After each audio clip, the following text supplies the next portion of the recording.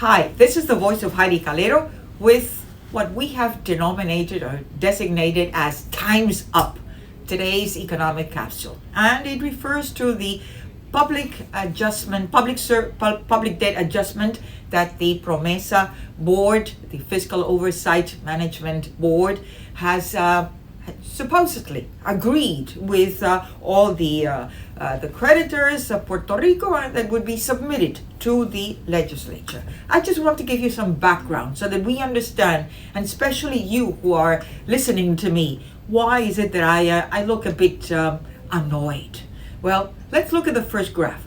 The first graph depicts public debt of Puerto Rico since 2009, when it was like $52.8 billion, and it went up, continued up, and in 2016, as of June 30th, U.S. Congress signed into law the law PROMESA, better known as PROMESA, where a fiscal oversight management board was designated for Puerto Rico because Puerto Rico announced to the world that they could not service its debt. It could not pay, not even the general obligation bonds that have a constitutional guarantee that before any teacher, any nurse, any policeman would be paid, those bonds, the service, the interest and principal in those bonds will be paid. Well, all that went awash. It was thrown to the basket.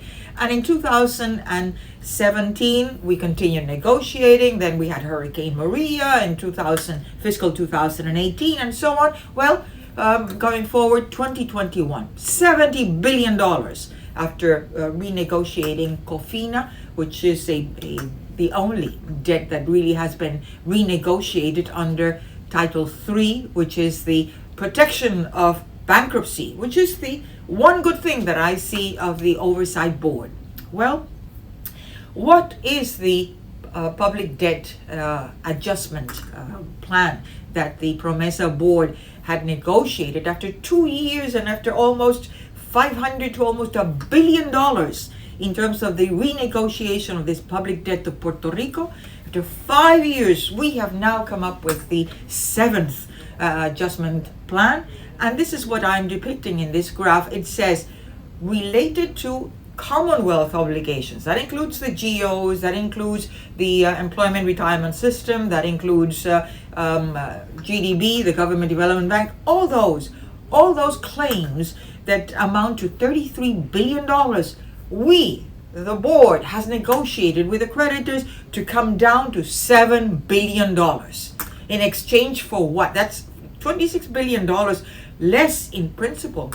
Tremendous plan, tremendous advantage for Puerto Rico, and that implies there is an exchange of new bonds for old paper, as well as $7 billion in cash that it will be provided in exchange for the approval of this plan before Judge Taylor Swain in Title III with the bankruptcy protection. What else is important? Not only that we have $26 billion less in those claims, but we also have a restructured debt service, which is the third graph I'm depicting here. Notice that red line is the public debt service that Puerto Rico would have to pay without PROMESA, without the protection of bankruptcy. And they said, we couldn't pay. We've had too many things. Well, more or less it could peak up to $3.3 billion. Some less in some years, but certainly above $2 billion over the same period up to 2050. That's the red line. Below that is the new public debt service as per the new adjustment plan that we hope that the Judge Taylor Swain will approve, because it has the positive approval of the creditors as well as the Oversight Board, which represents Puerto Rico in Title III. And those blue bars that you see there are the public debt service that is paid on COFINA bonds, which were renegotiated in fiscal year 2018 and which are supported by the sales and use tax that is paid in Puerto Rico by all consumers. Then the green bars that you see, the deep green, are these capital appreciation bonds, which Puerto Rico will also issue, and they pay with principal and interest, they pay more or less 5% in interest. And then you have another CAB's capital appreciation bonds of 5.375. So all these are included in that graph. So overall, the important thing is that overall it's $1.15 billion. Compared to $3.3 billion, it's a good deal for Puerto Rico. Well, then here is the drama. The legislature said in its bill, House of Representatives 1003, which now is law, which the governor signed into law yesterday, and it is Act 53, 2021. And what did that bill and now this law says? Well, this law is contingent. All that they approved is contingent upon no reduction, zero reduction in the pensions of the public employees. And you would say, how can that be? I mean, a contingent law, if they were to reduce even 10 cents, then this law would be null and void and nothing could be done. The second thing that they have in that law is appropriations of $500 million for the University of Puerto Rico, but not for this year, not for next year. It's from fiscal year 2023 through 2027 for 5 years. And it has some conditions there. Then this is the language that is just a poetry. Support. There's nothing here with teeth. Well, they would support a trust fund for scholarships for the university, a medical plan that is reasonable in cost for government employees, and funds for the municipalities. Notice the word support.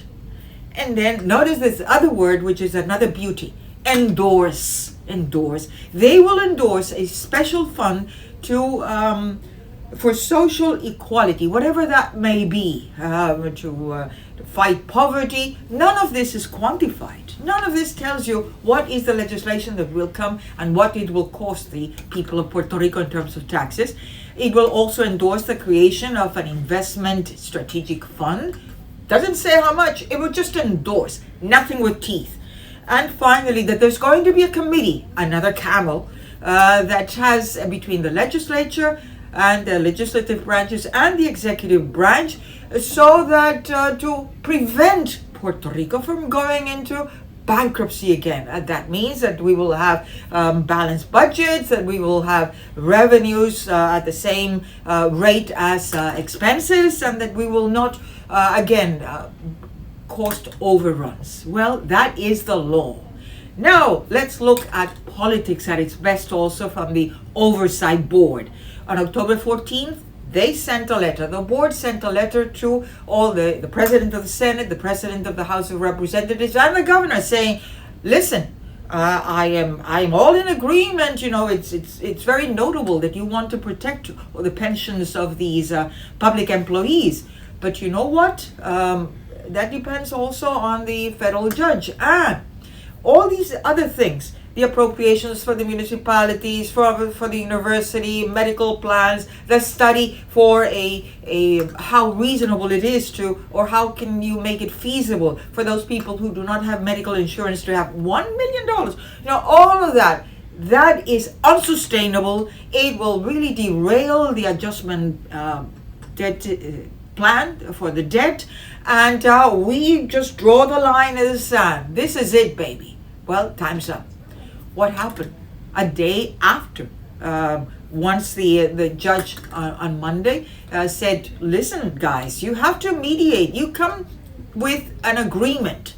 And so they went all skirmish for all this, all these days. And finally, when the governor signed the law, surprisingly, today, October 28th, the board said, you know what? We agree with all those provisions of the law. I said, what? Including the contingency? Sure. Why do you think that is?